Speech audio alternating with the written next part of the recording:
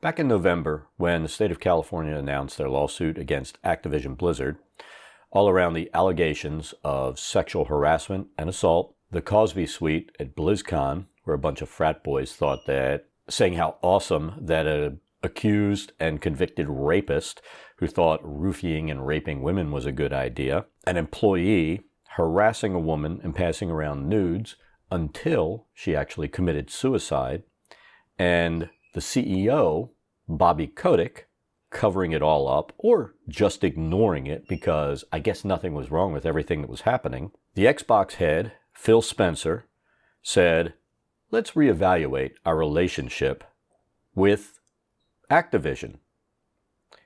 And apparently, that reevaluation has led to, let's buy that shit.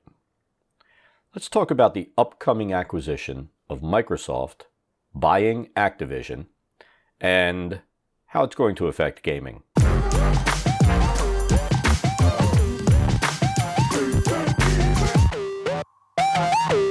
Hello and welcome. We've talked about the Activision Blizzard debacle in a previous video, and I've made it pretty clear that, in my opinion, you probably should be boycotting Activision Blizzard because of the behavior of their employees as well as the behavior of the CEO of the company. This new development with Microsoft announcing a $67 billion buyout of Activision Blizzard is going to be a game changer for both companies.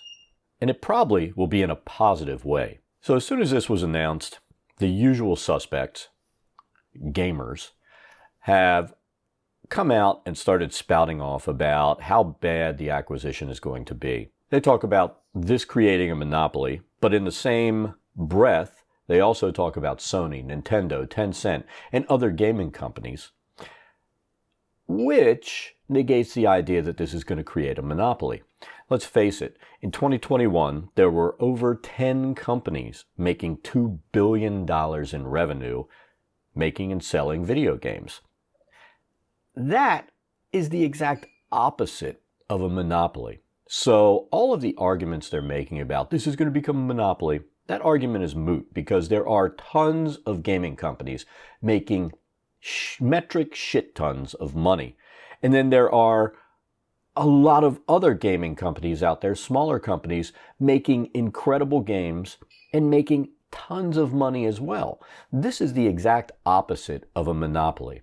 This is simple consolidation in some aspects of gaming. Then you have complaints about how this is going to destroy innovation. All while talking about a company that produces Call of Duty, a game where every new game feels like a reskinned version of the old one. And let's face it, there's nothing innovative about a single Call of Duty game. It is the same thing rehashed over and over again. We're talking about a company who has been absolutely unable to come out with the sequel to Overwatch. Years later, they're still struggling to get a new Overwatch out. It keeps getting delayed indefinitely. We're talking about a company that the best they could do was rehash Diablo 2. Yes, I know it's a beloved title. I loved that game when it came out. I loved playing it with my kid. But all they could do is rehash and make better graphics on Diablo 2. They couldn't come out and make Diablo 4. That's still indefinitely on hold. Come on, this is not a company who is engrossed in innovation. And let's not leave out Warcraft, where instead of making a decent new expansion that everybody doesn't hate or think that the storyline is just getting worse and worse, they come out and say, let's re-release Vanilla because everybody liked that, which worked for a little while, and now it's dropping off drastically because people are like, been there, done that. Me among them. It came out, I played it a little bit, and I'm like, you know what, I've already done this, I don't need to do it again. Then you have the Sony gamers who are saying that once Microsoft buys it, they won't have access to new games. But let's be fair here. They're afraid that these games are automatically going to go on Game Pass, and if they want to be able to play them, they're going to have to buy an Xbox or actually play on a PC. But Microsoft has already said titles that have been on multi-platform for years, as they release new ones, they're going to remain multi-platform games. And other games will be released on multiple platforms. So they're not trying to lock down titles. They are just simply trying to bring in something at a discount that really needs some help. Let's be honest. Activision Blizzard has been fucked for a while. Let's be honest. Microsoft is not stupid. They don't have the amount of liquid cash available to just say, let's buy this stuff without selling extra shares by being stupid. They're going to continue getting those revenue streams of millions of gamers on these other platforms buying those games. They're not a dumb company. They didn't become one of the largest software companies in the world, as well as one of the largest gaming companies at this point, in the top 3, by being stupid. They're going to keep selling that to the Sony players and players on other platforms.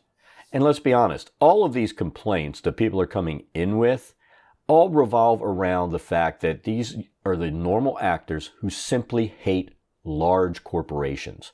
Or to be more precise, they hate specific large corporations while loving others. So they love Sony, but maybe they hate Microsoft. That is, it's cognitive dissonance, let's be honest. They simply like the large corps that they like, and they hate the other ones. That has nothing to do with reality. It's just they have a personal preference or for some reason have a grievance against one.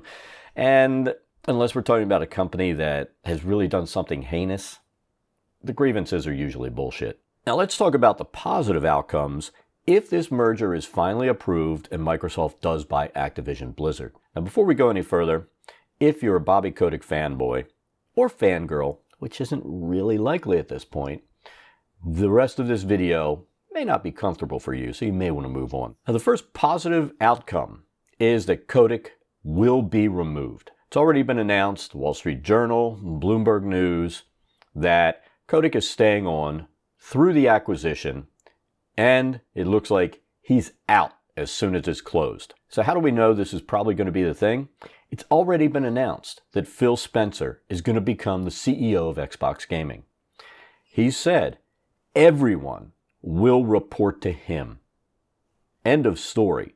So it is more than likely that this is their way of saying that Kotick is going to be gone and they're going to go in and clean this shit up. And that's not a bad thing. It's actually a good thing. Spencer is the guy that announced that they were reevaluating the situation with Activision Blizzard. This deal appears to be structured so that they can get rid of Kotick because Microsoft doesn't really want a guy kept around that ignored or simply swept aside all of these allegations. Because if they keep him and they keep the executives that were involved, this is going to taint Microsoft's name, and they don't want that. They're going to get rid of all the stink out of this company, and that's a good thing. Now, the other plus to this thing is Activision is actually going to have an incentive to settle all of the lawsuits that have been put up after the allegations and everything that's gone on. Why will they have an incentive? Well, this is why. You can be guaranteed that Microsoft is put in the deal if they don't settle, that the money that they have to pay out to settle any lawsuits is going to reduce the price per share that they have offered for the stock of Activision Blizzard, which means the shareholders, the existing board, and everyone on the Activision Blizzard side is going to get less money out of the acquisition. Now, the board is going to put pressure on to make sure that this goes through and they see the dollars out of that. Now, this is also going to incentivize Activision to get rid of the bad actors, with the exception of Kotick, who's going to stay on through, so there's some type of continuity, but it'll incentivize them to go ahead and get rid of the majority of the bad actors before and during this whole transition period. So if Activision doesn't settle, you can be guaranteed that Microsoft is going to go in with a very heavy hand and take care of this the second that they've acquired Activision Blizzard.